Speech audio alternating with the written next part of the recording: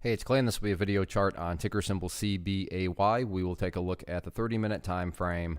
Real quick, what do I mean by 30-minute in case maybe you're new to charts? Instead of each one of these candlesticks here representing 1 day's worth of price action, which is what you would normally see, each one represents 30 minutes. So while this here may look like several days worth of time, it's actually today's price action broken down into 30-minute time slices.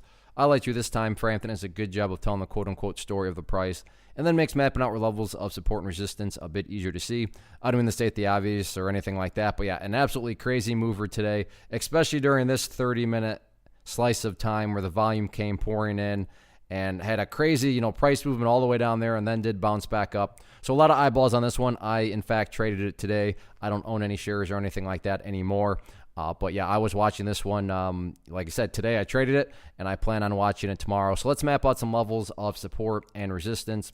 First level of support has nothing fancy behind it. It's just simply where the bleeding stopped this afternoon when things started to pull back more. And that was right there at $8.50. And that's interesting because if the price doesn't hold above it, then there's just really no other areas of support. Now, with that being said, I'm not saying that if the price falls below 880, then within 10 minutes it's going to be right back down there around the 750 mark.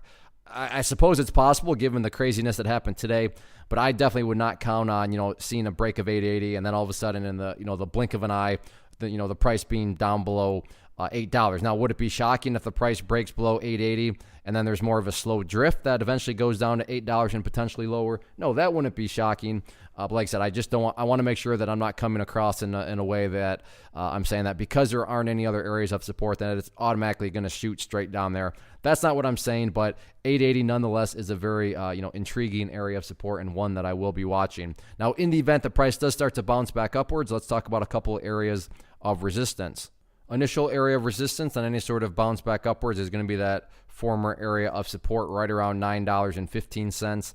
That's definitely what I would consider more of a near-term, short-term level of resistance. If the price can push up above there, then after that, right around $9.85 would be the next level to keep an eye on. And then, of course, you have the purple line up there, the 50-period moving average, which will move its way and get more and more relevant as time goes on. But as it stands right now, the key focal points are going to be, like I said, 915 and then 985. All in all, though, interesting chart. Crazy mover today, so we'll see how this one plays out tomorrow and the remainder of the week. One of the biggest questions that I get is, hey Clay, how do you find the stocks that you trade? So what I've done is put together a free resource guide where I talk about the tools that I use to locate stocks that I find interesting and think may have potential. So if that sounds like something that could add value to you as a trader, then click on the image that is up on the screen right now and I will email you the guide. The guide itself is very short and to the point, and best part, it's completely free. Thanks for watching the video. Let me know if you have any questions.